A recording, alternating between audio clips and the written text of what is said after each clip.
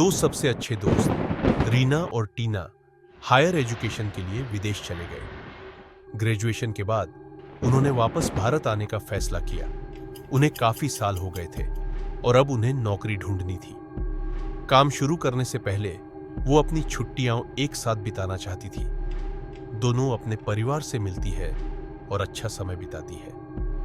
कुछ दिन बाद रीना ने टीना के घर रहने का फैसला किया। सोने से पहले दोनों लड़कियां अपने पुराने स्कूल, शिक्षक और स्कूल के बगीचे में खेलने के बारे में बात करने लगी। स्कूल में जाकर शिक्षकों से मिलना और स्कूल में घूमने का प्लान बनाया। याद है मिस वर्मा की इंग्लिश क्लास? मैं अभी भी उनकी आवाज सुन सकती हूँ। और मिस्टर पटेल सर का मैथ्स का टेस्ट एकदम टॉर्चर था। क्यों ना हम कल स्कूल चलें? क्या आइडिया है? हम टीचर्स को सरप्राइज कर सकते हैं अगर वो अभी भी वहाँ है तो। अगले दिन वो दोनों स्कूल की तरफ चल पड़ी। स्कूल के पास स्टेशनरी की दुकान तक पहुंचकर देखती हैं कि वो बंद है। उन्हें हैरानी होती है कि दुकान बंद थी और उन्हें लगा कि ये दुकान कई सालों से बंद पड़ी है। वो याद करती है कि कैसे वो यहाँ से अपने स्कूल का सामान खरीदती थी। देखो, वो पुरानी स्टेशनरी की दुकान। ये बंद है? कितना अजीब है। शायद मिस्टर गुप्ता ने आखिरकार रिटायरमेंट ले लिया। चलो स्कूल देखते हैं। आगे चलकर स्कूल गेट देखती है। स्कूल भी बंद था और खाली खाली जैसा लग रहा था, पर उन्होंने ज्यादा ध्यान नहीं दिया। टीना, स्कूल तो खंडर जैसे लग रहा है। जरूर छुट्टियां होंगी। देखो, हम यहाँ से गार्डन देख सकते हैं। चलो अंदर चलते हैं। गेट से उन्हें अपना स्कूल गार्डन दिखा और खुश हो गई। टीना ने गार्डन में जाने के लिए गेट पार करने का फैसला किया। रीना इसके खिलाफ थी। हमें अंदर नहीं जाना चाहिए टीना, कुछ ठीक नहीं लग रहा। इतनी डरपोक मत बनो रीना, चलो मजा आएगा। टीना ने गेट पार किया, फिर रीना भी उसके पीछे चलेगी। अंदर जाते ही उन्हें सब अजीब लगने लगा, पर उन्होंने उस पर ध्यान नहीं दिया। रीना को अपने शरीर में अचानक ठंडक महसूस हुई, पर उसने सोचा कि शायद ठंडी हवा के कारण होगा। यहाँ कितनी ठंड है, तुम्हें कुछ अजीब नहीं लग रहा? नहीं तो, गर्मी का मौसम है, तुम्हें ठंड कैसे लग रही है?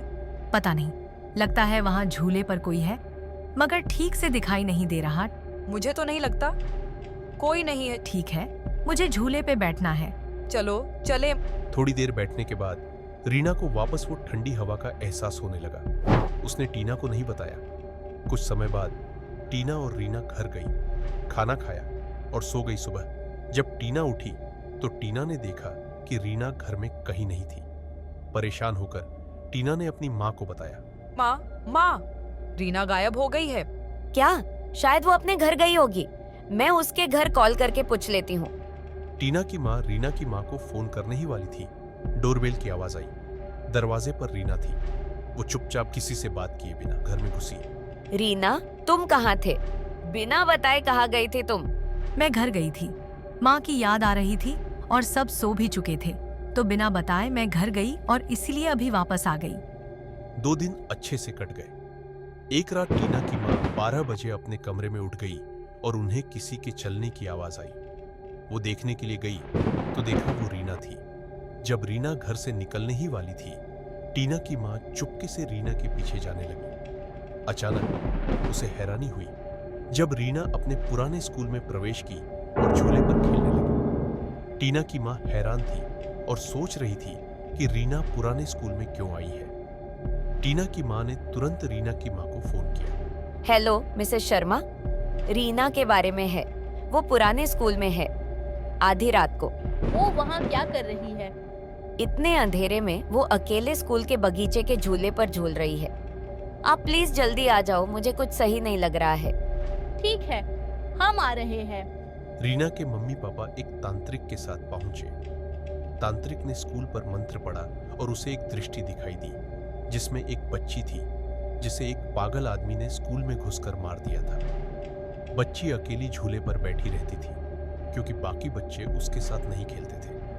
वो पागल आदमी ने उसे किडनैप करके पैसे मांगना चाहता था। शिक्षक और कर्मचारी डरे हुए थे। डर के मारे आदमी ने बच्ची को मार दिया ताकि वो भाग सके।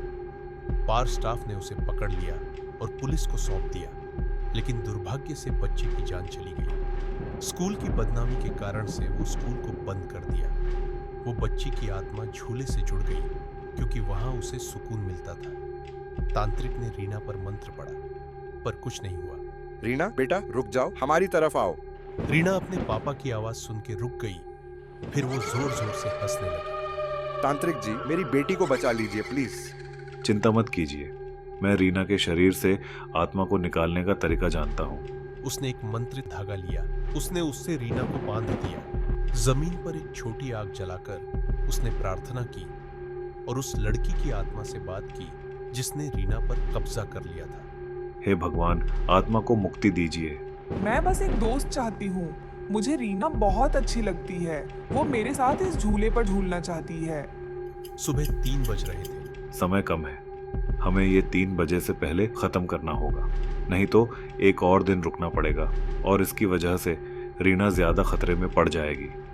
आत्मा रीना को छोड़ने के लिए तैयार नहीं थी, पर तांत्रिक ने हार नहीं मानी। अपने हाथ में आग की राख ली, उसमें गंगा जल की कुछ बूंदें मिलाई और मंत्र बोलने लगा और फिर रीना पर फेंक दिया। रीना को बहुत ठंड लगी जिससे आत्मा उसके शरीर से बाहर आ गई। रीना वहां पर बेहोश हो गई। तांत्रिक आत्मा के पीछे भागे और उस पर राख फेंकी। अब तुम मुक्त हो, जाओ। और आत्मा गायब हो गई। अब रीना को कोई खतरा नहीं है, मगर कल सुबह जब वो उठेगी उसे बता देना कि उसके साथ क्या हुआ था। उसे याद नहीं होगा।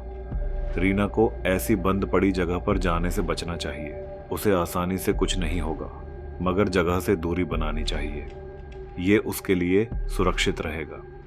अगले दिन जब रीना टीना के घर पर जाग उठी तो रीना के पापा ने जो कुछ भी हुआ था पूरे परिवार को बताया।